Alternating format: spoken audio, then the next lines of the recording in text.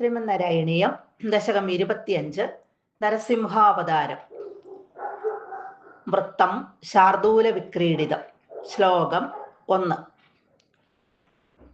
ഗജാനന പത്മാർക്കം ഗജാനനമഹർനിശം അനേകദം തം ഭക്താനാം ഏകദന്തമുപാസ്മഹേ. സരസ്വതി നമസ്തുഭ്യം വരദേ ജ്ഞാനരൂപിണി വിദ്യാരംഭം കരിഷ്യാമി സിദ്ധിർഭവതു മേ സദാ. ഗുരുർബ്രഹ്മ ഗുരുർവിഷ്ണുർഗുരുർദേവോ മഹേശ്വര ഗുരു സാക്ഷാത് പരം ബ്രഹ്മ തസ്മൈ ശ്രീ ഗുരവേ നമഃ. ഓം നമോ ഭഗവതേ വാസുദേവായ. സ്തംഭേ ഘട്ടയതോ ഹിരണ്യകശിപോ കർണൗ സമാചൂർണയൻ ആകൂർണജ്ജഗദണ്ഡകുണ്ഡകുഹരോ ഘോരസ്തവാഭൂദ്രവാം. ശ്രുത്വായം കില ദൈത്യരാജഹൃദയേ പൂർവം കദാപ്യശ്രുതം കമ്പക്കച്ഛന സംഭപാദചലിതോപ്യംഭോജഭൂർവിഷ്ടരാത്. കഴിഞ്ഞ ദശകത്തില് നമ്മൾ അവസാനത്തെ ശ്ലോകത്തിൽ കണ്ടു, ഹിരണ്യകശിപു പ്രഹ്ലാദനെ വധിക്കുവാനായിട്ട് തൻ്റെ വാളെല്ലാം എടുത്ത് തയ്യാറായി.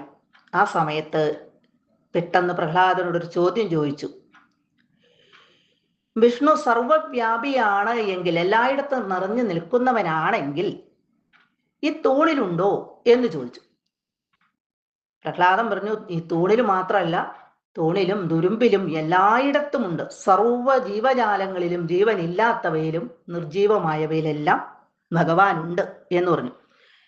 അത് കേട്ടപ്പോഴത്തേക്കും ഹിരണ്യകശിപുവിന് അതിയായ കോപമുണ്ടായി. എന്നൊന്ന് പരീക്ഷിച്ച് നോക്കണമെന്ന് കരുതിക്കൊണ്ട് തൻ്റെ കൈ ചുരുട്ടി ആ തൂണിൽ ഒരു ഇടി അങ്ങോട്ട് ഇടിച്ചു. ഭയങ്കരമായ ഒരു ശബ്ദം അവിടെ ഉണ്ടായി. അതുപോലെ തന്നെ അതിഭയങ്കരമായിട്ടുള്ളൊരു രൂപവും ആ തൂണിൽ നിന്ന് പുറത്തേക്ക് വന്നു. മേൽപ്പത്തൂര് ഗുരുവായൂരപ്പനോട് പറയുകയാണ്, ഭഗവാനെ, എനിക്ക് ഇതിനപ്പുറം അവിടെ എന്താണ് സംഭവിച്ചത് എന്ന് എനിക്ക് പറയുവാൻ ശക്തി കിട്ടുന്നില്ല. ഇനി 25-ാമത്തെ ദശകത്തില് പറയാണ്, ആദ്യത്തെ ശ്ലോകത്തില് പറയാണ് എന്താണ് അപ്പോൾ അവിടെ സംഭവിച്ചത്.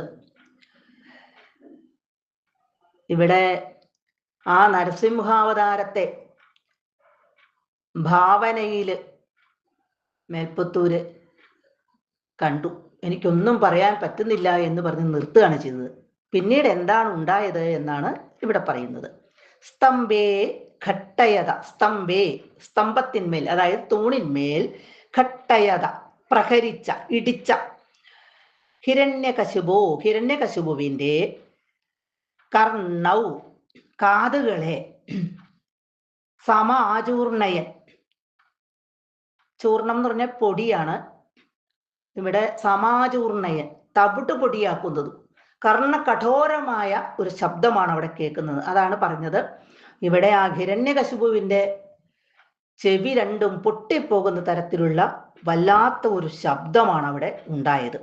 അപ്പൊ കാതുകളെ തവിട് പൊടിയാക്കുന്നതും, ആഘൂർണ, അതായത് ഇളക്കി മറിച്ച അല്ലെങ്കിൽ ഇളകി മറിഞ്ഞ എന്നൊക്കെ ഉള്ള അർത്ഥം.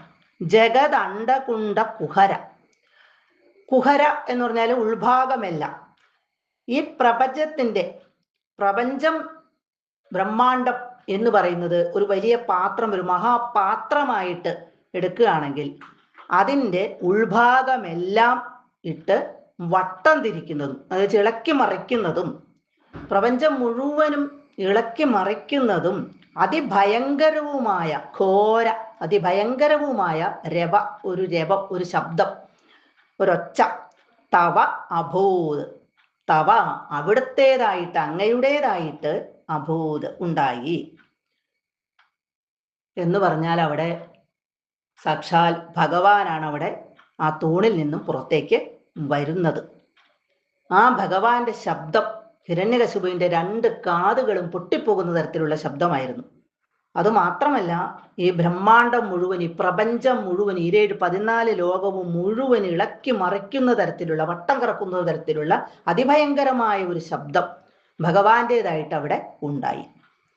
പൂർവം കഥാപി, മുൻപൊരിക്കലും, അശ്രുതം കില, കേട്ടിട്ടേ ഇല്ലാത്ത, യം ശ്രുത്വ, യം ഈ ഒച്ച, ശ്രുത്വ കേട്ടിട്ട്, ഇതിനു മുമ്പ് ഒരിക്കലും കേട്ടിട്ടേ ഇല്ലാത്ത അതിഭയങ്കരമായിട്ടുള്ള ഈ ശബ്ദം കേട്ടിട്ട്, ദൈത്യരാജ ഹൃദയേ, ദൈത്യരാജൻ എന്ന് പറഞ്ഞാൽ അസുരരാജാവ്, അസുരരാജാവ് എന്ന് പറയുന്നത് ഇവിടെ ഹിരണ്യകശിപു, ആ ഹിരണ്യകശിപുവിന്റെ ഹൃദയത്തിൽ അല്ലെങ്കിൽ ഉള്ളിൽ, കച്ഛന എന്തെന്നില്ലാത്ത, കമ്പ ഒരു വിറയൽ, ഒരു പരിഭ്രമം, സംഭപാത കലശലായി ചാടി വീണു. എന്ന് പറഞ്ഞാൽ ഹിരണ്യകശിപുവിന്റെ ഉള്ളില് ഇതിനു മുമ്പ് ഒരിക്കലും കേട്ടിട്ടില്ലാത്ത ഇത്രയും ഭയങ്കരമായിട്ടുള്ള ഒരു ശബ്ദം കേട്ടപ്പോൾ വല്ലാത്തൊരു വിറയലുണ്ടായി ഉള്ളില്. അതായത് വല്ലാത്തൊരു ഭയം, പരിഭ്രമം ഉണ്ടായി. അംഭോജഭൂ, അംഭോജം എന്ന് പറഞ്ഞാൽ താമര, താമരയിൽ നിന്ന് ഭൂ ഉണ്ടായത്.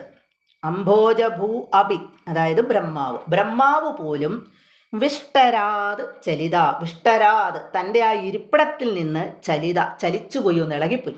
ബ്രഹ്മാവ് പോലും പേടിച്ചുപോയി. വിഷ്ടരം എന്ന് പറഞ്ഞാൽ ഇരിപ്പിടം എന്നാണ് അർത്ഥം.